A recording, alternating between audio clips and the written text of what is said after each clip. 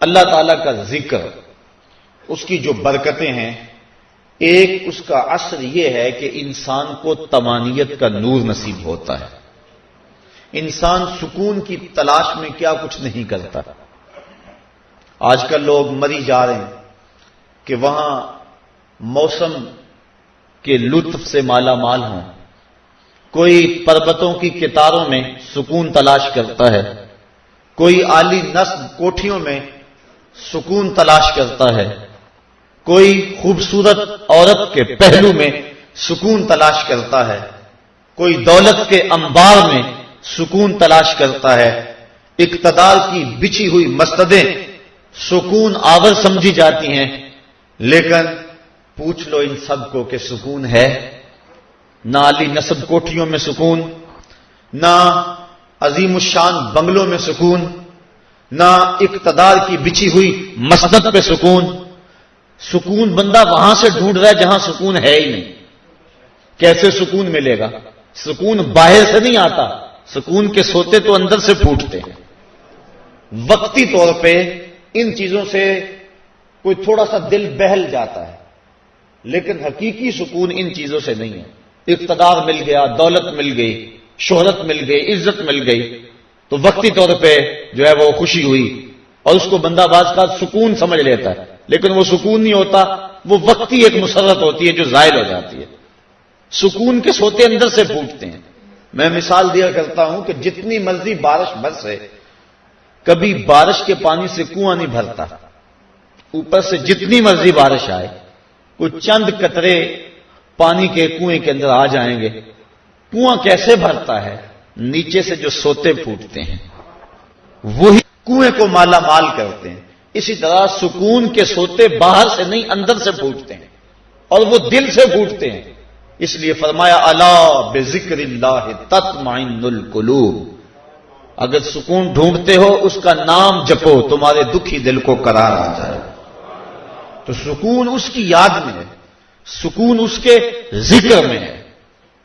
اور بعض عقل پرست لوگ کہتے ہیں کہ یاد کرنے میں، ذکر کرنے میں سکون کیسے ملے گا، جبکہ موجودہ سائنس نے اس بات کو تسلیم کیا ہے کہ جو الفاظ ہیں ان کے اثرات ہوتے ہیں.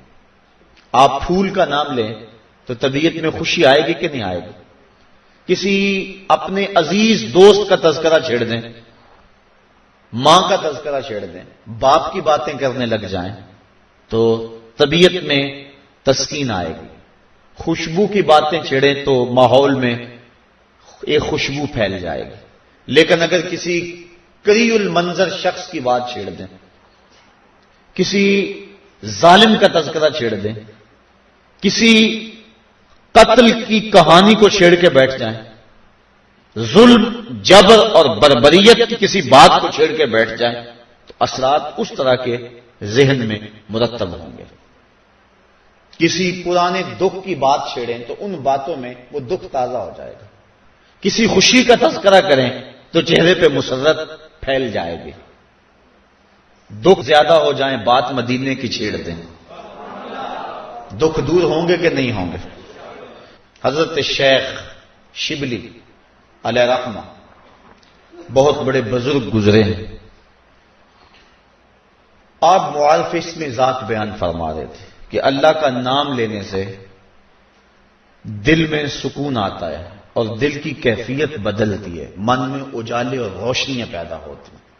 بو علی سینا جو اس دور کا بہت بڑا فلسفی تھا، وہ اس مجلس میں موجود تھا.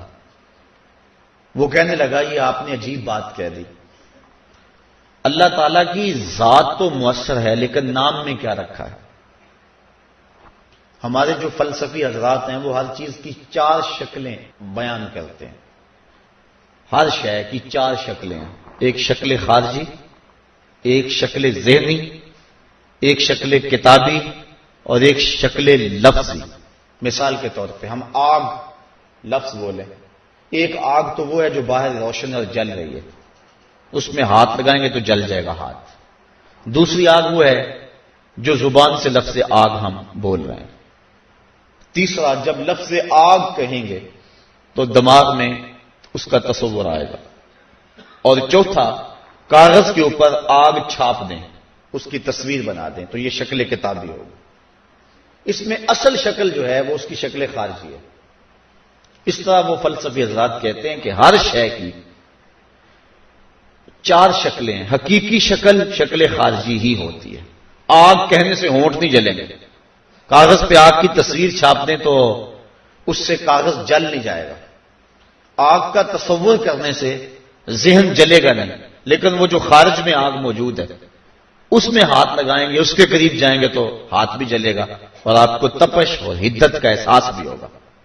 تو وہ خارجی جو اس کی صورت ہے وہی اس کی صورت اصلی ہے، باقی اعتباری صورت ہے۔ تو وہ کہتے ہیں اللہ کی ذات تو مؤثر ہے، لیکن نام کہنے سے، نام لینے سے کیا ہوگا؟ تو حضرت شیخ شبلی علیہ رحمہ نے ابو علی سینا کو سمجھایا کہ نہیں میاں، نام میں بھی اثر ہوتا ہے، نام میں بھی تاثیر ہوتی ہے۔ وہ کہنے لگا نہیں، مؤثر تو صرف صورت خارجی ہوتی ہے، لہذا میں اس بات کو تسلیم کرنے کو تیار نہیں ہوں۔ ضد میں آ گیا، میں نے عرض کر دیا کہ بزرگوں کا ایک اپنا طریقہ ہوتا ہے۔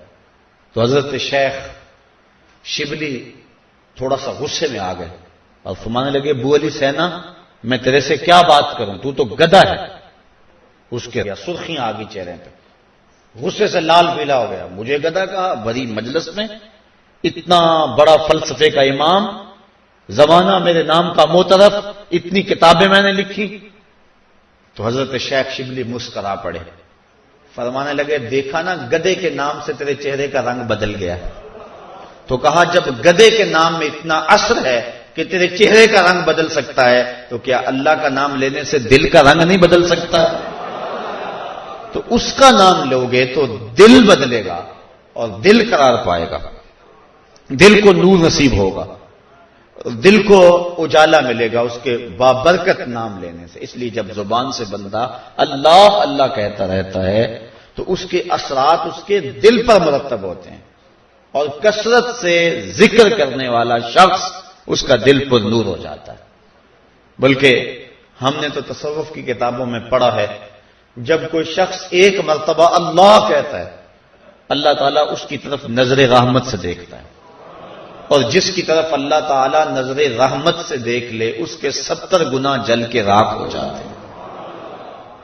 اور جس نے اٹھتے بیٹھتے چلتے پھرتے وظیفہ یہی رکھا، پھر اس کے من میں کتنے اجالے اتریں گے، کتنی روشنیاں اس کو نصیب ہوں گی۔